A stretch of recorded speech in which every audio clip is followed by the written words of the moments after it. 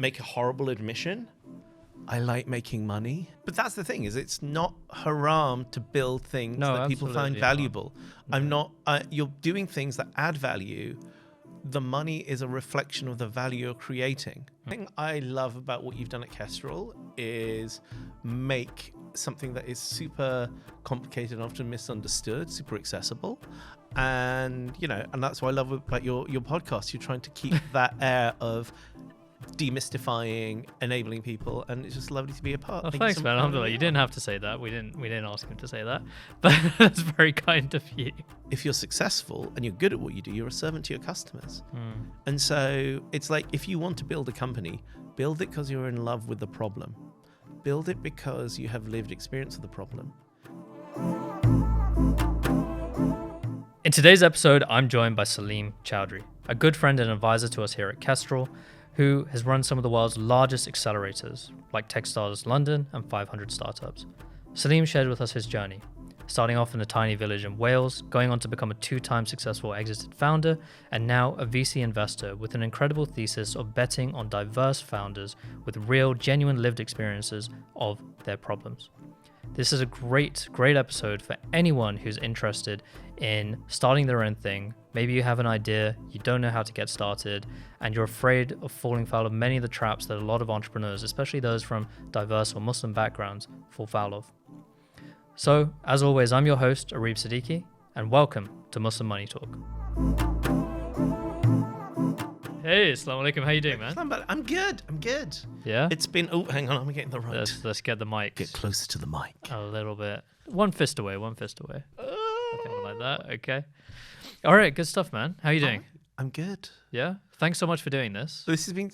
I'm looking forward to it. I mean, I think the thing I love about what you've done at Kestrl is make something that is super complicated and often misunderstood, super accessible.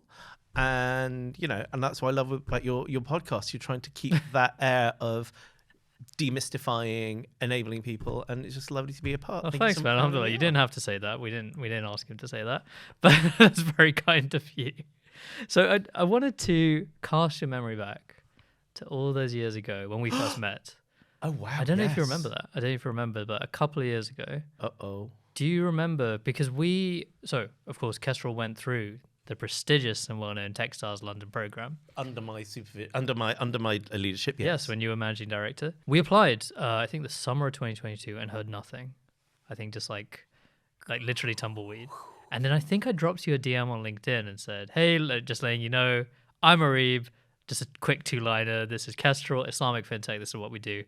The program's starting next week. Just wondering whether there was any space available." And I think nearly immediately you dropped me a calendar invite and said, "Let's have a chat." So I'd just love to know why. Do you want the honest answer or the answer that I'm supposed to say? Honestly, so the honest answer is, I think one of the people screening, bless them, they took one look and they were like, Islamic fintech. It's a bit niche, and I'm sure there's loads of these apps, and we don't need any more. And I think they completely misunderstood you and your team and what you're trying to build, because they looked on the surface and it's like, oh, it's a financial savings app, great, aimed at a Muslim market. Oh, but Muslims don't have much money. And what's really interesting is, ironically, getting through that filter and that barrier, even though I'd hired that person and even though I had trained them, they couldn't see beyond that. Why do you think that is? I think it was one of these things of a lack of awareness and understanding. I don't think it was prejudice. I don't think it was anything. It was just one of those things where they just looked at something, and because they didn't have the lived experience, they couldn't see the potential. Yeah, as you know, I dug that out, gave you a call pretty much straight away afterwards. Yeah. And you were like, what? Who is this guy? Why is he calling? Why is he sending me messages at 11 p.m.? For context, it was the first institutional backing we'd ever received, because before then it had just been angel investors, people from in and around the Islamic banking community. Either they'd worked in it or they had lived through the problems themselves, so wanted to support it.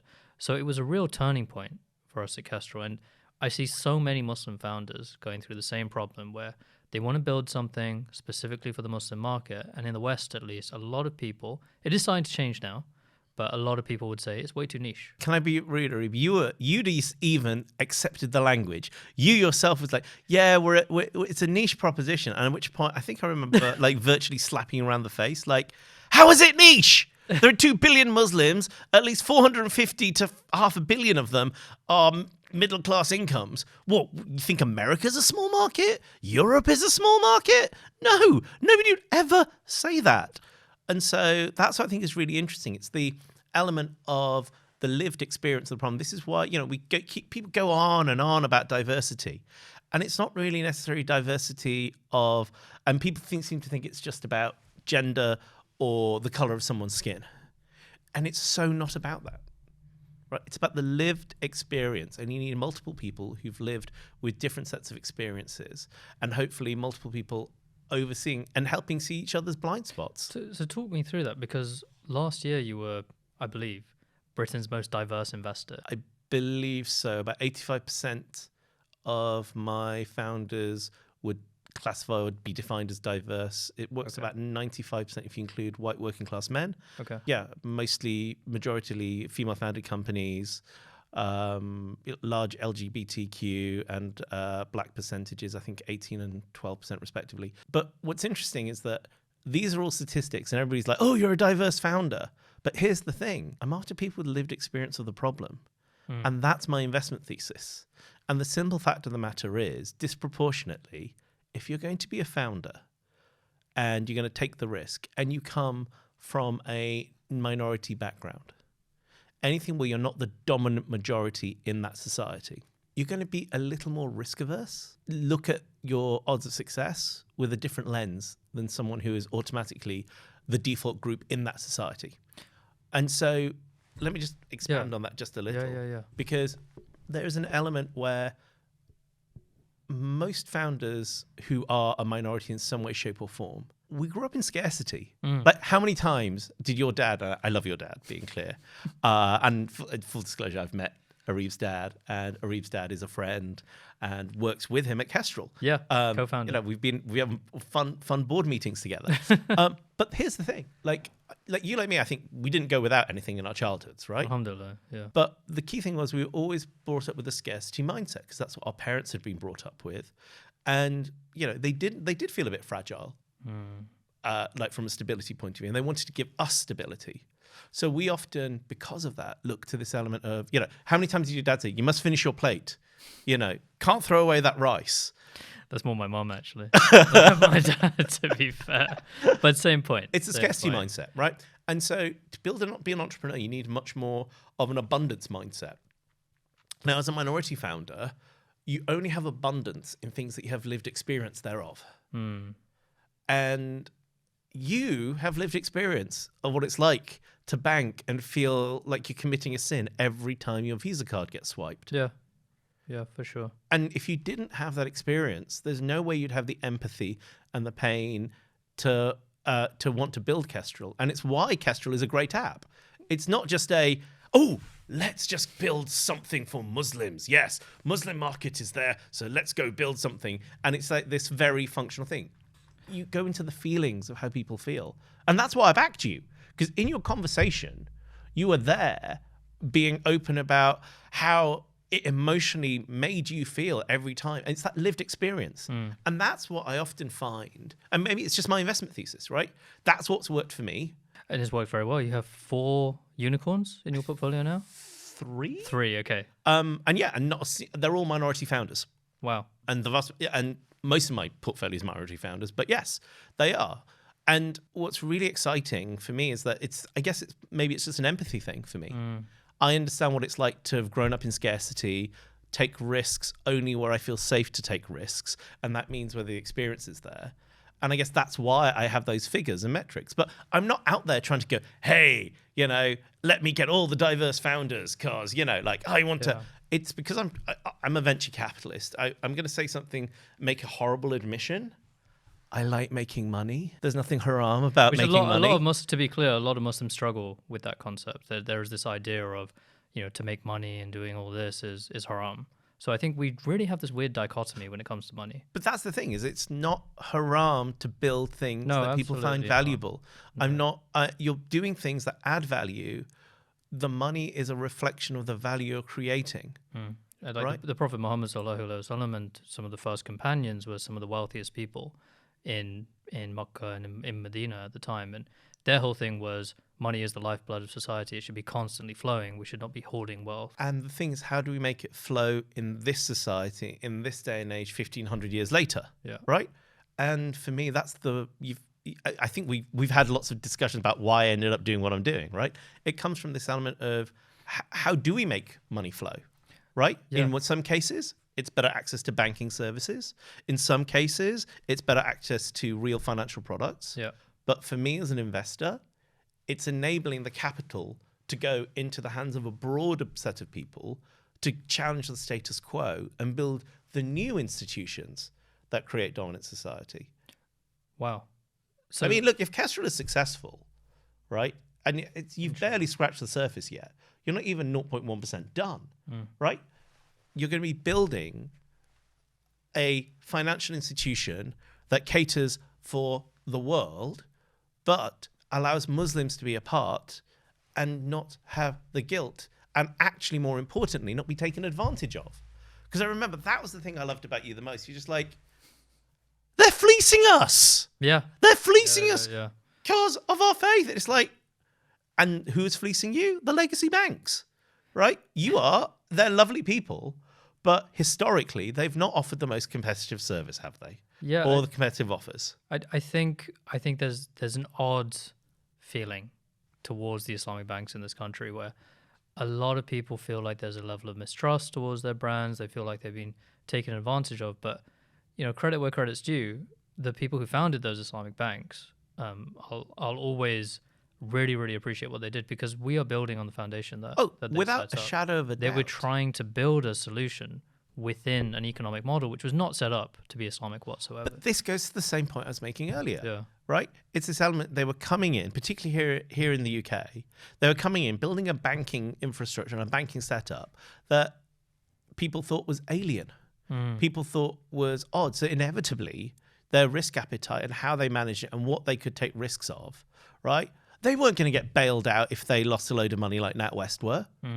Right? That's very true, Or Lloyds actually. Banking Group. Yeah. So inevitably, their products suffered. Because if you can take wildcard risks and know the government's going to bail you out, right, then you're going to behave in a completely different fashion. Of course. And so hats off to them for what they're doing. But the thing is now, we've come to an age and a point where risk can be better managed and technology can enable us. This is what you're doing, right, with Kestrl. You're enabling really solid digital propositions for these legacy banks to bring them into the new age, but at the same time, creating another whole world where consumers actually have choice and optionality. And, that's empowering. It's amazing. Sorry, I forget. I'm not this asking is like Steve to do this is it. like I know. sales pitch for Kestrl. It's not meant to be. It's not meant to be. But so- thank you very much. But thank you. I really appreciate it. But going back to that idea of a scarcity mindset amongst immigrants, do you think that's why our parents push us so often to become doctors and engineers? Well, of course. Because it's what they know. I mean, let's just talk about a really hard truth here. Yeah. Right? If you're not part of the mainstream or the majority, you're always going to stick out, and not always for the right reasons. And when you are that character that sticks out, you've got two things going against you. One is nobody likes tall poppies, particularly here in the UK. The Prime Minister at the time of recording suffers from that to a certain degree. But then at the same time, it's the element of often people don't know what to expect of you, particularly when our parents came over, right? There's a lovely BBC documentary called The Indian Doctor. Yes. Yeah. I don't know if you've seen it. Is it a documentary? It's not a like documentary. It's fair point. dramatization. It's a dramatization. Yeah. But the thing is, that life story, like my father was a doctor in Wales, came over in the early phases. Did your father train here, or was it in My father Bangladesh? trained in Bangladesh and Okay. then came over as part of the great call to serve the NHS. Wow. So He came over in, when was it, the 60s? late 60s, early 70s, I think. Okay. And yeah, he was there. He was, he came to serve the good people of Wales. And it was really interesting because obviously back then, that BBC show It's a dramatization. You're absolutely right. Sorry. That's a fair point well made. It was not a documentary. You're absolutely right. But the stories are true, though. That's the thing. And like my father and the people came before him, they all have some stories here and there where ultimately, we're feared from the outside, but when people come to understand, then we're very much accepted. And, as a society and nation, we're on that journey now. I think we're well in the way to being accepted. But it's just when you are that outside figure, you inherently have that fear, people aren't going to treat you the same. And because people don't know. And that's why they don't necessarily treat you with the same vein. And that's one of the big stumbling blocks for immigrant, just immigrants in general. So your father, you often speak about him, like you obviously are in awe of your dad. I mean, he's like what he did if I was to achieve what my father did in one generation of his life, I'd have to be Richard freaking Branson or Elon freaking Musk. I mean, where he came through, like growing up in the bottom 10 percentile of income, and I am a 1%er now. Like what we've done in one generation as a family is bonkers. It seems like he was really forward thinking in his mindset because it's so easy for a parent just to say, I've done this, it worked for me, my child should be doing exactly the same thing. But he didn't just say it's okay for you to go down an entrepreneurial path. He really encouraged it, didn't he? He totally did, and he backed me through. And if I'm absolutely honest, I stand on his shoulders and his family's shoulders, the ones that brought him up, that allowed him to do that. The simple reality was, the whole lawyer doctor thing is because in a society where you're not the majority, you stick out. Yeah. And therefore, are you as safe by sticking out? And so that's why you take the safe route, where your career is guided by the qualifications that you have, the structures that you going into structures where they're inherently always going to be in demand. It's a very safe bet for anybody who feels risk averse or feels like they're not necessarily always going to be treated fairly by society. But my father was like, son, you can do that. That will happen. He never like sugarcoated it to me. And I will say, growing up in Wales was much better than if I'd grown up in England, because I think in Wales. Why? Well, in Wales at the time, Wales is a much poorer country. Yeah. And it's not who you are that matters; it's what you do. And my father, as a local doctor, he was just loved and respected. He cared about the people. He didn't do private work. Did you grow up in like a village? A small town village, yeah. So he was like basically the doctor for the whole area. He was a doctor. Okay. He was a doctor. There is shock horror. The NHS was invented in Wales by a Welshman. Well, it's actually invented by a Welshman, and I don't know if the first NHS hospital was in Wales, but either way, invented by a Welshman. Okay. And yes, there are hospitals and great public services in Wales. Who knew? There we go. But the point being was, his whole thing was, how does he be, my job is that his job is to be a servant to the community. Okay. How does he help? How does he uplift, etc.? And there are two things I got from that. And growing up in Wales, one, and equally in there, he was then respected. He wasn't treated as an outsider. He is, to this day, he can't go to Tesco without being, Dr. Chowdhury, how are you? Really? Yeah. So your dad, does he still practice? No, he's in his 80s now. Wow, mashallah. But that's the thing. It's community. It's like, when you act in a way that looks after everybody else, they look after you. And that philosophy and that thinking is exactly what my father instilled in me. And this is like, look, son, you don't want to be a doctor. Okay, I get it. That's fine. We're not going to, but what do you want to be? How do you want to be? And it's like, these are prejudices that people will have. Yeah. But it's up to you if you're going to let them get in the way. That makes so much sense, because this idea of community being so important. So my fondest memories in our startup journey was when we were at Techstars, because suddenly we had a community for the first time of other startup founders and mentors such as yourself and the others in the Techstars team who we could rely on, we could, share our problems with, almost have therapy sessions with, right? Sharing the ups and downs and trials and tribulations of being a founder. As well as someone you could compete against. And there weren't any other fintechs in our cohort, but it wasn't like a vicious competition. No, right? It was like friendly, like, what are they doing? It was more like, oh my God, they're doing really well. Or maybe that I can achieve that. Yeah. And I think that's what's really interesting. That's when competition is healthy, right? It's not the Y Combinator. Do or die, come in the top 10%, and then you get to hang out with Tom Blomfeld. You know, I'd love to hang out with Tom Blomfeld. Tom, if you're watching, we'd love to have you on the podcast. He's a nice guy from the one encounter I've had with him. But you get the idea. It was never that competitive. Let's all. Yeah, but it's very much a like, hey, here's what's possible. Yeah. And let's be inspired by each other. Yeah, for sure. To see what's possible. But that comes down to exactly, I think that's growing up, ironically, the Welshness of me is what made me learn so much of the value of community, because that community lifted me up and gave me the support and made me feel comfortable. And my father being a positive actor in that community is what gave me the courage of conviction to go ahead and walk away. I didn't do the medical degree. I did a psychology degree. Yes, the degree you do when you don't know what else you want to do in life. If it wasn't for my father, you're absolutely right. And him saying, hey, look, go for it. We're here to catch you if you fall. But also at the same time, take risks wisely. And I think that was the whole thing. He was so enlightened about, like, you don't have to stick to the very safe path. You can take risks, but quantify them. Do you think that we talked about a lot of the weaknesses and the almost downsides of being an immigrant or a British Muslim in this country? But do you think in our upbringing and our parents' mindsets, there's almost a real advantage there? Because I feel like a lot of us are really hyper insecure overachievers. Yes. Where we're constantly 100%. trying to do well. Was your Techstars batch not like that? Absolutely. I think every single one of us. Massively insecure. And that's regardless massively of being an overachiever. race, faith, everything. Yeah. So, there is an element of that. But this thing is it a strength? Is it a weakness? No, it's neither. It's a thing.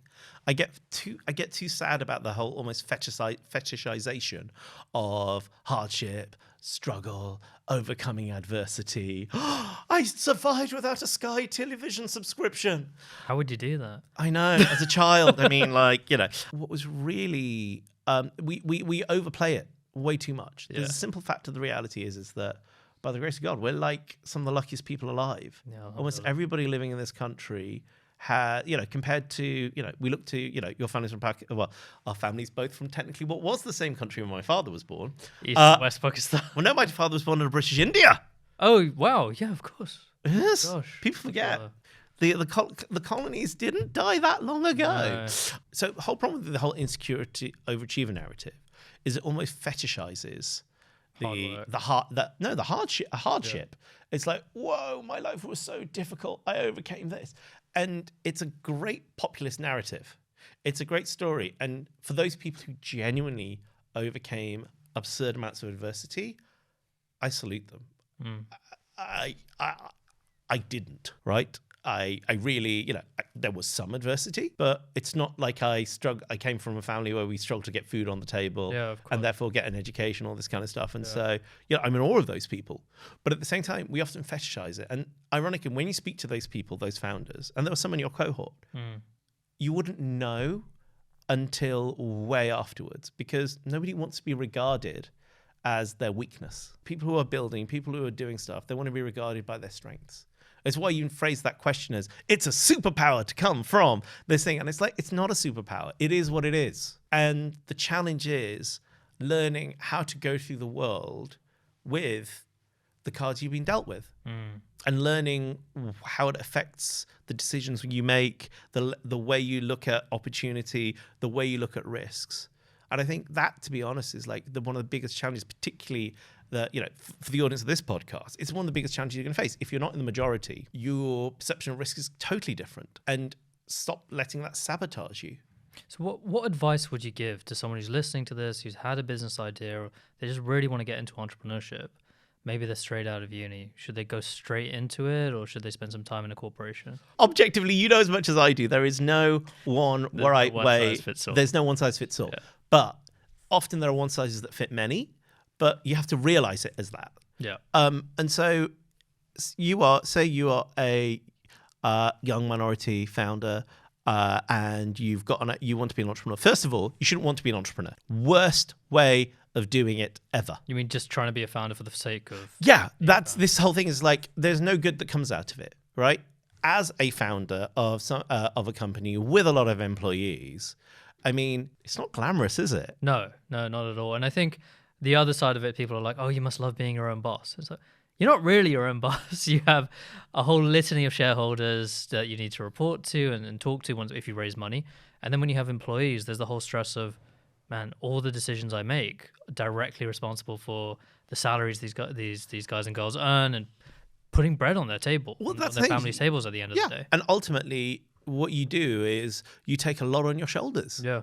And it's far from glamorous. It's actually ultimately the biggest job of servitude. That is one of the most jobs where there's servitude possible in commercial industry, because you are ultimately, not only are you a servant to your team and your squad, but also if you're successful and you're good at what you do, you're a servant to your customers. And so it's like, if you want to build a company, build it because you're in love with the problem. Build it because you have lived experience of the problem. And for most 22-year-olds who are like, yeah, I've just left college. Yeah, got my degree. Going to take over the world. I'm going to be the next Mark Zuckerberg. Yeah. Just bear in mind that Facebook was built on his lived experience of a problem, i.e., how to find people to date, right? Yeah. And so coming back to the lived experience, yeah, gone full circle. Yeah, that's exactly what it is. And if you're thinking about doing that, have that experience, empathize with it. If you didn't have the empathy with what it's like to feel guilty about about committing a sin with every credit card swipe, Kestrl would be this unemotive. We probably wouldn't be around anymore. There were other people trying to do Islamic fintechs who, it wasn't really a problem for them in their personal lives. No, they did the classic management consultant thing of, here's an opportunity, opportunity problem, solution, traction, market. You know how much I both love and hate those four metrics of a startup. And so, that's almost one of those things of, you don't follow it by textbook. If the heart's not there, you just need a lot of money, right? I think from my perspective, there's been some really hard times at Kestrl. Moments where it's, as a founder, you're not drawing a salary, you're putting all, everything you can into just keeping it going and paying your employees and keeping the business running. And also in the early days, you were just like recently married. Yeah. And like you had this whole thing of I wouldn't recommend moving getting together. married and, moving your wife from another part of the country to come live with you and then having a kid. Out of curiosity, before you joined the Techstars program, which is, which it was pretty intense, right? It was 4 months, just pretty much every day we were working together. Exactly. And when did you become a father for the first time? The weekend before we started. I think it was like 4 days before. My son Mustafa was born. And yeah, it was a wild time. And I would be lying if I said it didn't put a strain on family life. It was a massive sacrifice. And, I see you and your wife and the little one. Bless him, he's a sweetheart. He's a little sweetheart. Looks exactly like you. He does. He's a mini-me. Unfortunately. But unfortunately? What do you mean? But no, he's, and they're both such blessings to have in your life. But what you go through when you're going through it, I was amazed you even came. I was like, I remember saying, you don't actually, it's okay. Like, spend a couple of weeks with your kids. It's fine. Like, do the bare American minimum. You have to understand, right? When we started Kestrl, we came up with the idea and we pulled the team together and we started talking to all of these institutional VCs because it was a time when a lot of fintechs were just getting blank checks. Oh my God. Yeah, no, I remember. Yeah, it was just like ridiculous. It was like a gold rush. Well, it's not even a gold rush. It was just like VCs desperate to catch the next big wave. They missed out on Revolut and Monzo, and they were like, "Oh my God, how do I not get through next? I don't really understand what I'm doing. I'm just very good at I can write checks." So and when we started going out to them, they just wouldn't open the door. They weren't interested. They saw Islamic, and like we said before, they saw it too niche, too untested. Yeah, but in fairness, it's also the element of, because you don't fit. At the end of the day, there are two types of investor: people who've been there and people who pattern match. And people who look at data and pattern match. The professional investor, they're both professional investors, but people who've only been investors all their careers, their success comes from, they're no different to an equity trader or somebody who works in public markets to a certain degree, in that they look at the data available to them, they make judgment calls on that data, but it's not I understand the business, it's I understand the environment. Then you have the former founder type VCs, and like every VC claims to be a founder after about 6 weeks of running a startup and then running away. But the reality is founders who've actually been there, lost their hair, lost their loved one, lost like not loved one, but as in like partners. Yeah, relationships, like, relationships fall apart. Yeah, I mean they fell apart all the time in our program. Yeah, even with me. That's another conversation. They do fall apart all the time, and so and the stress that the whole journey brings on and puts through. But my thinking at the time was, this is an opportunity that we've been fighting for 2.5 for 3 years. I have to do this, right? I have to take it. I've got to be there. I've got to show up.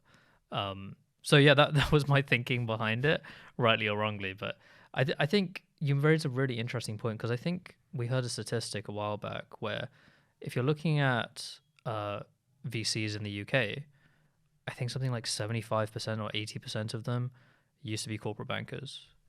Whereas in the US, it's the other way around. Rather than being bankers, they were all former entrepreneurs who've made their money, exited successfully, and they understand it. So the risk appetite over there is much, much higher.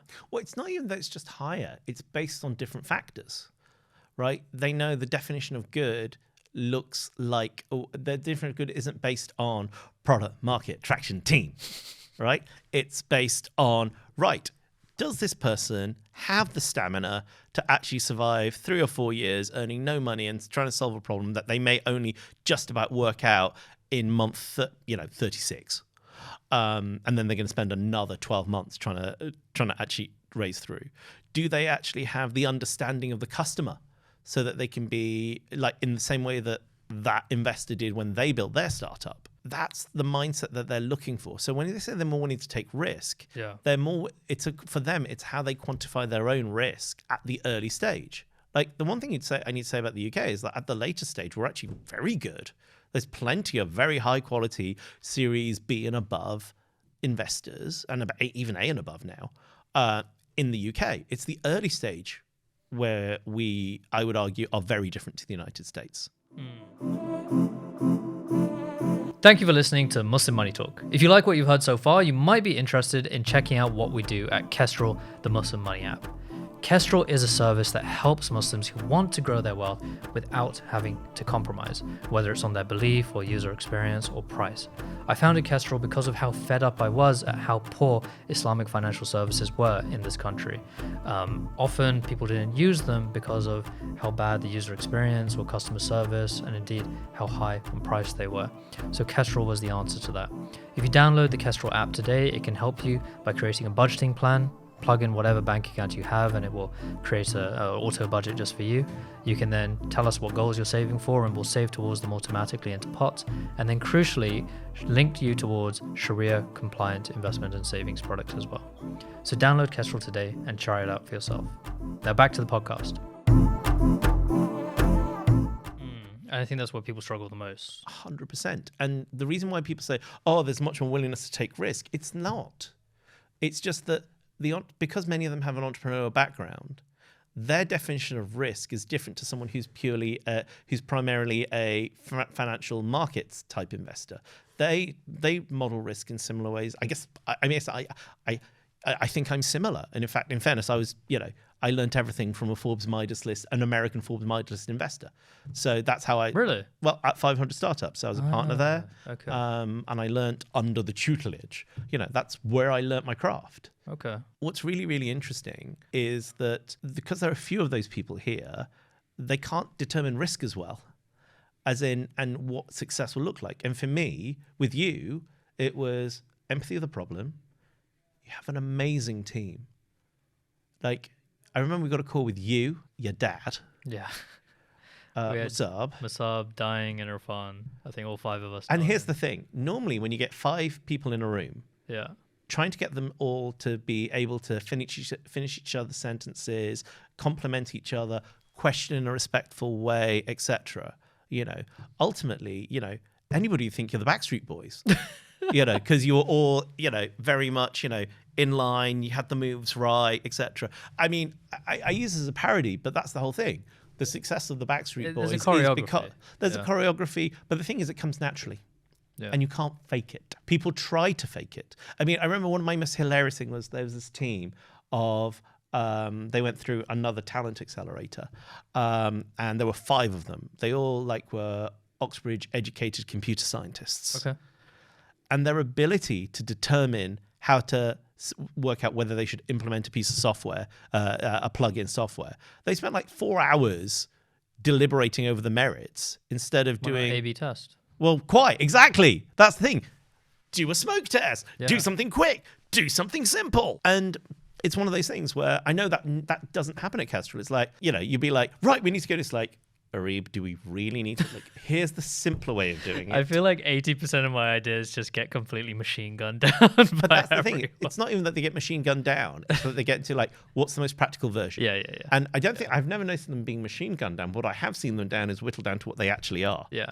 And the version that makes the difference to the customer going out. Yeah, absolutely. And that's the thing. You have that squad dynamic where people can push back against you, and it's not offensive. It's not upsetting.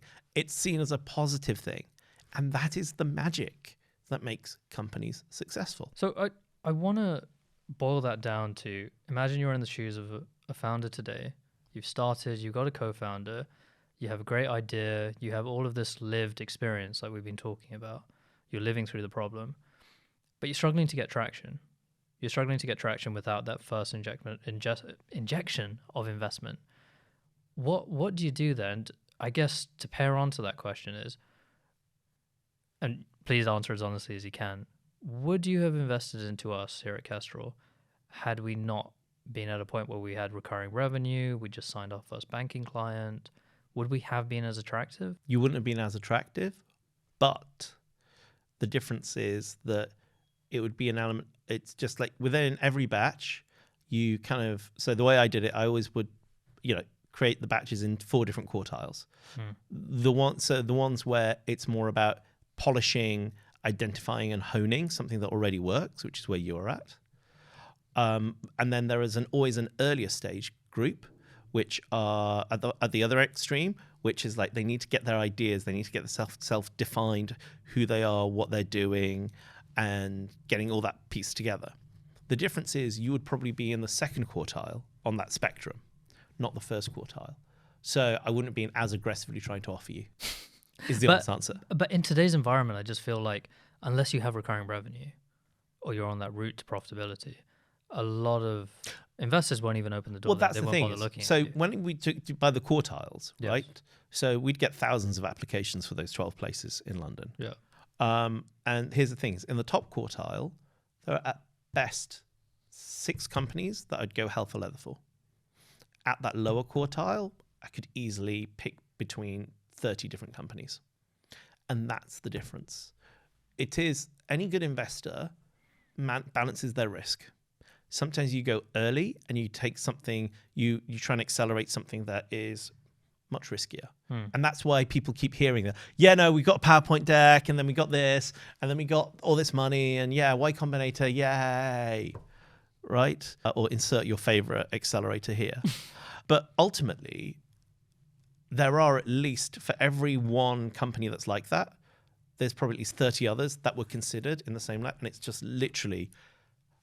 It's as much, and this is one thing I wish I could say, it's a scientific, structured, rigorous process. It's basically, of the high-risk ones, it's which founder do I think I can support the best. Okay. And ultimately, that, certainly in an accelerator environment, it's about, if you're going to make somebody do the commitment of committing 3 months of their one precious life to work with you, you better make sure that you feel confident as an investor or as an accelerator leader that what will be there will help them through. I mean, I'm far from perfect. I don't think every company that's been through an accelerator of mine it's been a home run, or it's inevitable. You do it enough times, as you know, in my case, it's over 30. I lost the hair before the accelerators, just being clear. But it's that element of you have to feel that you can at that time with the information that you have, and that's often the deciding factor. So coming back to your question, you're a founder and you haven't quite got that. You do what you did. how many years had you been going with Kestrl before you joined I think Techstars? 3. Yeah. Exactly. It takes the time. But here's the thing. You de-risked it by understanding your customer, understanding your own limitations, understanding your own motivation to do this, right? And what actually kept you together, whether you like it, whether it's a comfort, I think that's fair to say, is it's the knitting, not the yarn. So you as a team are incredibly well knit. All 5 of you, like I said, are like the Backstreet Boys. But that knitting is actually more important than the yarn quality. I'm a Welshman, of course there's going to be a wool-related joke. It doesn't matter what you're made of, but if you work well together and you are able to have good, fair conversations and balance each other out and be there for each other's blind spots and catalyze people where they need catalyzing and giving people the support and the emotional support they need, then you're more likely to persevere. And that perseverance and that tenacity, I believe, is what made you survive the 3 years. So most people in your position, you walked out of a very well-paying job, right? Your dad was not happy. No. He was not. I mean, this thing, and it's often the case, to take big steps, you do that. And it's harder in our backgrounds as minority founders because we generally feel, and the data often alludes to it, that getting jobs, university places, etc., is statistically harder. In your experience, and I think we saw that in our batch, is the number one reason startups end up not working, it's the team not knitting well together? Yes, because if the team doesn't knit well together, you don't benefit from each other's opinions and oversights. Oversight, not oversights. You end up making decisions that are like, oh, but this is all my business, that's your bit of the business. And unless you're willing to say, hey, look, I'm not sure that's a good idea. Or, oh, wait, that's a good idea. It's the back and forth. Because if you are making good decisions with as much visibility as possible, you're much more likely to get to the right outcome in a faster time. Whereas if there's lots of friction internally within the organization and the company, it takes ages to change. I mean, this is what corporates struggle with. Yeah, that's right? the thing. The NHS is another great example of an amazing organization, but it struggles with change because there are so many wonderful people trying to do the right thing, trying to put an agenda going through, but the communication goes left, right, and center, gets confused. The bureaucracy, it's the politics. And weirdly, I know so many young founders who are saying, I want to start this thing. I've got my best friend who I grew up with does this, and I think the two of us would be great doing this together. Do you think best friends should start companies together? Has that ever worked out well? I mean, it has. And I've seen it work out well. Okay. I mean, we've seen husband and wife teams. Yeah, that's true. Right? Karen and To Hong, two wonderful, Gravel AI, shout out. Exactly. And the whole thing is of course it can work. But this is the whole thing. Again, to the demand for universal answers, it's literally all about how well are you able to get through conflict and being able to ask questions and in a way that doesn't cause friction. So it's like the right mix of extrovert CEO, introvert CFO. Again, all that stuff is yet more management consulting. Okay. Trying to shoehorn stuff in. It's much simpler than that. It's an element of, are you two people who can go into a room and talk about something and have differing views and be able to be stronger after having a conversation where you both may not see everything. There's this whole thing, oh, yeah, I'm totally simpatico with my other co-founder. It's that's dangerous. For sure. Because it's basically... You're too afraid to have the hard talks. And the thing is that when teams are great, they have hard talks really gently without conflict. Because they're not hard. Because they know the other person's going to listen. And they're only going to bring stuff up when it's really important. And they know the balance of what's being brought up and whatnot. And it's that cultural dynamic. When people say, culture eats strategy for breakfast, which is, straight out of House of Lies.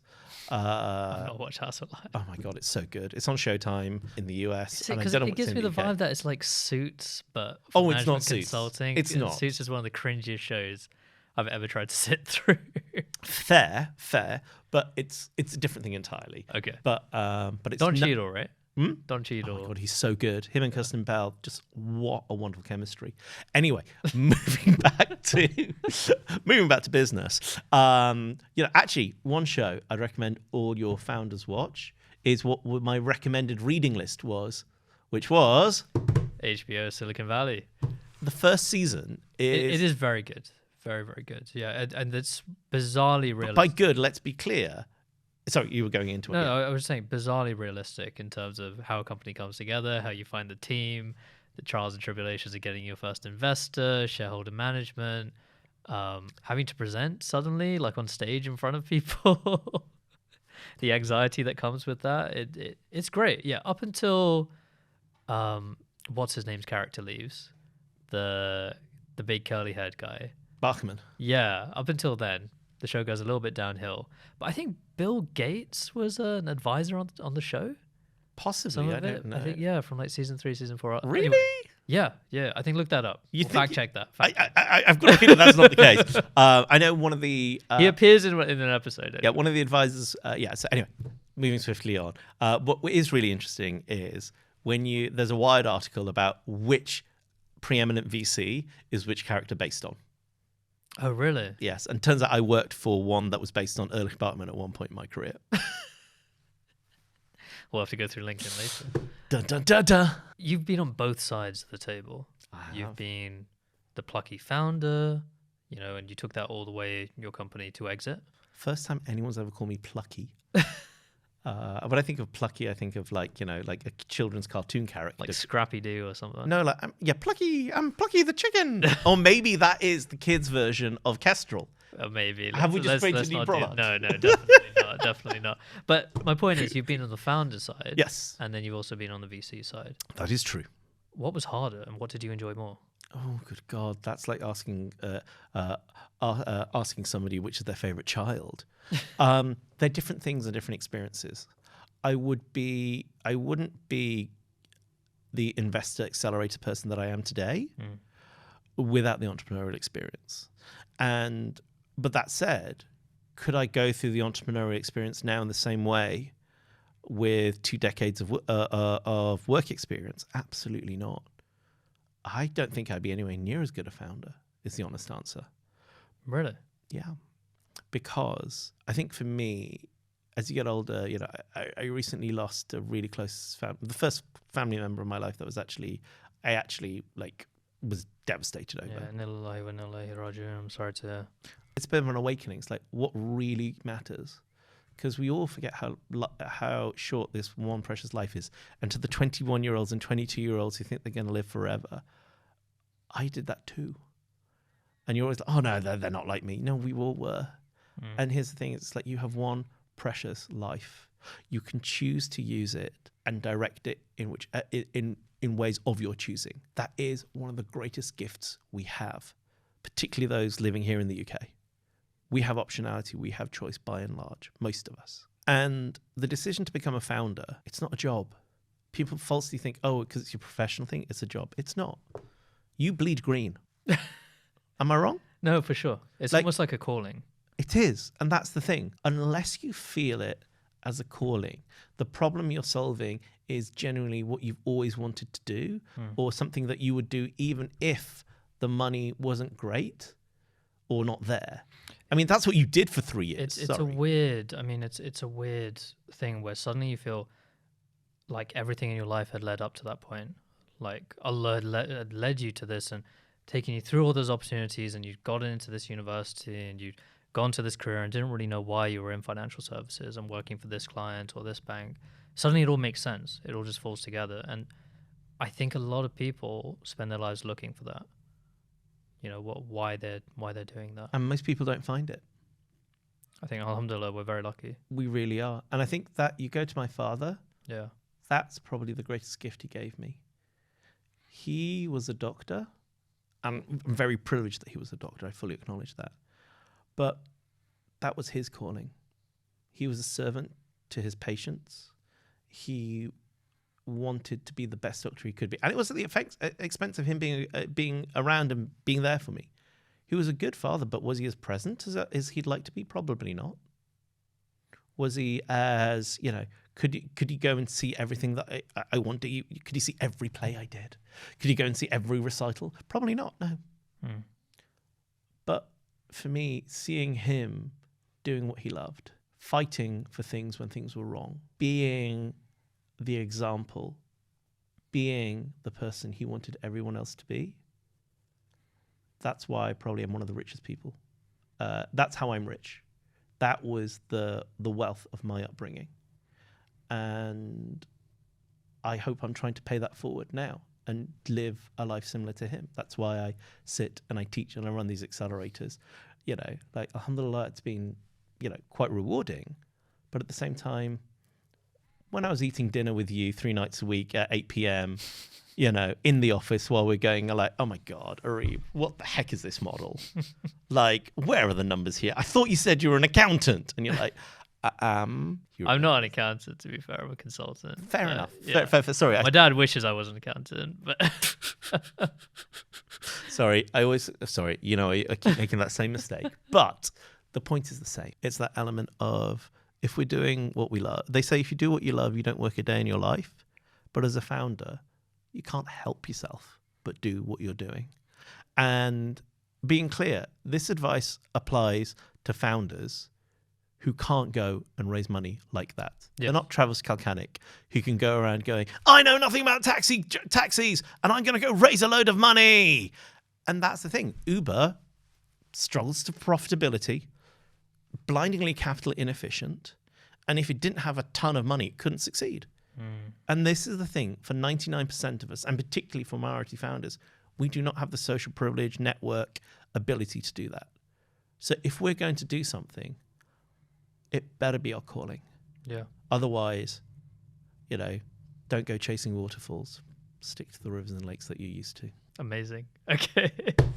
I like how you snuck that in there. So what I'm hearing is you wouldn't change anything about what you did. You have no regrets. The one thing I've learned when you get to my ripe old age is that regrets are worthless. Yeah. You did what you did at the time because it made the most sense. Looking back, are there things I would do differently? Possibly. Yeah, absolutely.